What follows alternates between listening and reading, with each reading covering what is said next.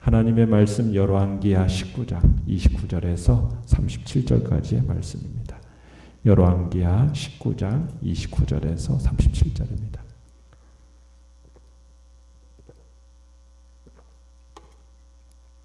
열왕기하 19장 29절에서 37절 우리 한 목소리로 같이 읽겠습니다. 시작. 또 내게 보일 징조가 이러하니 너희가 금년에는 스스로 자라난 것을 먹고 내년에는 그것에서 난 것을 먹되 제3년에는 심고 거두며 포도원을 심고 그 열매를 먹으리라. 유다 족속 중에서 피하고 남은 자는 다시 아래로 뿌리를 내리고 위로 열매를 맺을지라. 남은 자는 예루살렘에서부터 나올 것이요 피하는 자는 시온산에서부터 나오리니 여호와의 열심히 이 일을 이루리라 하셨나이다 하니라. 그러므로 여호와께서 아수르 왕을 가리켜 이르시기를 그가 이 성에 이르지 못하며 이리로 화살을 쏘지 못하며 방패를 성을 향하여 세우지 못하며 치려고 토성을 쌓지도 못하고 오던 길로 돌아가고 이 성에 이르지 못하리라 하셨으니 이는 여호와의 말씀이시라. 내가 나와 나의 종 다윗을 위하여 이 성을 보호하여 구원하리라 하셨나이다 하였더라. 이 밤에 여호와의 사자가 나와서 아수르 진영에서 군사 18만 5천 명을 친지라. 아침에 일찍이 일어나 보니 다 송장이 되었더라. 아수르 왕 사네립이 떠나 돌아가서 니느웨에 거주하더니 그가 그의 신 니스록의 신전에서 경배할 때에 아드람멜렉과 사레셀이 그를 칼로 쳐 죽이고 아라랏 땅으로 그들이 도망하매 그 아들 에살핫돈이 대신하여 왕이 되니라. 아멘. 오늘 말씀의 제목은 여호와의 열심히 이루신다라는 제목으로 말씀을 나눕니다. 아수르 왕으로부터 항복을 요구받는 협박 편지를 받은 히스기야가 옷을 찢고 굵은 베옷을 입고 여호와의 전에 들어가서 기도하기 시작했습니다. 히스기야는 낙심하거나 절망하지 않고 기도로 하나님께 매달렸죠. 그러한 히스기야의 기도를 들으신 하나님께서 선지자 이사야를 통해서 말씀을 보내주십니다. 여호와를 모독하고 당신의 선민을 조롱한 이 아수르 왕을 하나님께서 책망하시면서 그 아수르로 퇴각하고 결국 유다를 회복시키게 하시겠다라는 그 예고를 해주시는 겁니다. 내용 관찰 문제 1번을 보시면 예루살렘을 침공한 아수르 왕에게 하나님이 말씀하신 내용은 무엇입니까? 32절에서 33절을 보시면 하나님은 아수르 왕에게 예루살렘을 정복하기는커녕 화살 하나도 쏠 수 없을 것이라고 단호하게 말씀하십니다. 그러니까 사네립은 결코 예루살렘 성에 입성하지 못할 거라는 얘기입니다. 그러니까 히스기야는 하나님의 축복 아래 살게 될 거고 반면에 사네립은 하나님의 심판 아래 살게 될 거라는 것을 얘기하고 있는 거죠. 내용 관찰 문제 2번을 보시면 하나님이 예루살렘을 보호하시고 구원하시는 이유는 무엇입니까? 34절에 보시면 이사야 선지자가 하나님이 자신의 명예를 위해서 그리고 다윗을 위해서 그들을 구원하신다 이렇게 선언하고 있습니다. 참 다윗은 이미 죽은 지가 오래지만은 아직도 다윗의 영향력이라는 것은 그때까지도 미치고 있다라는 것을 우리가 볼 수 있는데 아하스 시대에 구원을 베푸신 것이 다윗과 맺은 언약 때문이었던 것처럼 이번에도 다윗과 세운 하나님과 다윗과 세운 그 언약을 기억하셨기 때문에 구원을 베푸신다라고 지금 이야기를 하고 있는 겁니다. 자, 연구와 묵상 문제 3번을 보시면 하나님이 히스기야 왕에게 보이실 징조는 무엇이며 이를 통해 알 수 있는 사실은 무엇입니까? 자, 29절에 보면 내게 보일 징조가 이러하니 라고 하면서 징조라는 표현이 나오는데 이 구약에서 징조라는 것은 증거입니다. 증거. 그러니까 이 징조는 예언한 일이 그대로 될 것을 보장하거나 혹은 하나님이 역사를 주관하고 운행하신다라는 것을 입증하는 역할을 하는 것이 바로 징조죠. 자, 여기에 나타나는 증거의 내용은 뭐냐면 계속되는 전쟁으로 인해서 백성들이 농사를 지을 수가 없어요. 그런데 하나님이 어떻게 하시겠다는 거냐면 식량 문제를 해결해 주시겠다라는 거예요. 그러니까 지금 예루살렘의 유다 백성들은 지금 아수르의 공격으로부터 성벽 바깥에 씨를 뿌려서 곡식을 재배할 수가 없습니다. 그래서 이대로 전쟁을 끝난다 해도 예루살렘에 먹을 것은 없어요. 농사 지을 것이 없어서 지금 굶어 죽을 지경입니다. 그런데 하나님께서 이 문제를 자신의 방식으로 해결해 주시겠다는 거예요. 어떻게 해요? 지금 거의 다 굶어 죽어가는 그 직전의 상황 속에서 하나님은 자연적으로 자라는 적당한 곡식으로 그들을 2년 동안 먹이시겠다. 지금 이렇게 말씀하고 계시는 겁니다.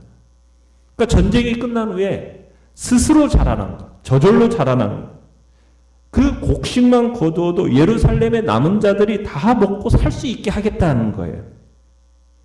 2년째에도 저절로 난 그 곡식이 농사를 지은 것 이상으로 많아서 먹기도 하고 그 다음 해에 농사 지을 것까지도 충분하게 해주겠다. 지금 이렇게 하나님이 말씀하시는 겁니다. 그리고 나서 3년 후에는 정상적인 생활로 돌아가도록 하겠다. 그러니까 3년째는 정상적으로 농사도 짓고 포도나무도 심어서 생활을 할 수 있도록 해주겠다. 지금 그렇게 약속하고 계시는 것입니다. 마치 30절에 보면은 나무 뿌리가 완전히 뽑힌 것 같았던 그 유다가 다시 이 땅에 심겨서 뿌리를 내리고 열매를 맺게 될 것이다 라는 이런 표현으로 지금 말씀하고 계시는 거죠. 여러분, 이러한 사실은 하나님께서 자신의 백성들, 성도들을 위해서 필요들을 하나님이 친히 채워주시는 분이라는 것을 우리에게 가르쳐주고 있는 겁니다. 하나님의 백성들은 아무리 절망적인 상황 가운데 있다 할지라도 하나님이 예비해 놓으신 길이 있다라는 거예요. 그걸 알아야 합니다. 그러니까 하나님은 우리에게 뭐가 필요한가 잘 아십니다. 완벽하게 준비해 놓고 계시는 거예요. 그러면서 주님이 우리에게 요구하시는 바는 뭡니까? 구하라는 거예요. 구하라는 거예요. 염려하지 말라는 거예요. 지금 그것을 우리에게 명령하시는 거예요. 그러니까 우리는 하나님 아버지를 정말 하나님을 아버지 이렇게 우리가 부르지 않습니까? 그 고백이 우리의 마음속에서 진실하다면 우리는 아무것도 염려할 필요가 없다라는 거죠. 하나님은 당신을 아버지로 부르고 섬기는 그 모든 자들에게 그 모든 필요를 아시고 준비하시고 채워주시는 분이다. 주님은 우리에게 분명하게 말씀하고 계시는 겁니다. 그리고 이제 아수르의 침공을 당하여서 예루살렘으로 피신해 온 사람들 31절을 보시면은 온 유다 사람들이 그 피신해 온 유다 사람들이 지금 예루살렘과 시온 산으로부터 나온다 이렇게 얘기하고 있어요. 그러니까 이것은 아수르 군에 의해서 포위된 예루살렘이 포위에서 풀려나게 되어서 성 안에 갇혀 있던 사람들이 다시 고향으로 돌아가서 생업에 복귀하게 될 것을 지금 얘기하고 있는 겁니다. 그러니까 유다가 아수르 왕 사네립의 손에서부터 구원받게 될 거란 얘기죠. 그런데 하나님은 이 일이 31절에 보시면 무엇으로 말미암아 이루리라? 여호와의 열심이 이 일을 이루리라 이렇게 얘기하고 계세요. 그러니까 하나님은 이 일이 바로 하나님의 열심으로 이루어질 것이다 라고 하시는 겁니다. 그러니까 친히 하나님이 유다를 아수르의 손으로부터 구원하시겠다라는 이야기입니다. 그러면 지금 당장 예루살렘의 숨통을 끊어놓으려고 하는 이 아수르는 어떻게 됩니까? 사나립은 과연 어떤 종말을 맞게 됩니까? 35절에서 37절을 보시면은 선지자가 하나님의 말씀을 선포한 다음에 실제로 여호와의 사자가 나타나더니 아수르 진영을 쳤어요. 그래서 어떻게 되었습니까? 군사 18만 5천 명이 하룻밤 사이에 다 죽어버렸어요. 이게 어떻게 되어진 일인지 우리가 정확하게 알 수는 없어요. 그렇지만 하나님의 말씀대로 아수르 군대는 화살을 하나 쏘지 못하고 방패를 세우지도 못하고 모두 죽었습니다. 자기 군대의 힘을 믿고 거룩하신 하나님을 모독한 그 사내립, 결국 순식간에 모든 것을 잃고 수치를 당하게 되어버린 거죠. 그러니까 인간이 하나님 앞에서 자신의 힘을 과시한다라는 것이 얼마나 어리석은 일인지를 우리에게 보여주고 있는 겁니다. 거기다가 엄청난 수의 군사를 잃은 사내립은 어쩔 수 없이 그곳을 떠나서 니느웨로 돌아갔어요. 자, 그런데 그곳에서 어떤 일을 당하게 됩니까? 자기 신 니스록의 신전에서 경배할 때 아드람멜렉과 사레셀이 이 사내립을 칼로 죽이고 도망가게 되죠. 그리고 그의 아들 에살핫돈이 그 뒤를 이어서 왕이 되었다고 합니다. 하나님을 조롱하던 사내립, 그 사내립이 자신이 섬기는 거짓신 그 니스록의 신전에서 죽임을 당하는 모습은 결국 오만이 낳은 결과가 어떠한지를 우리에게 보여주고 있는 겁니다.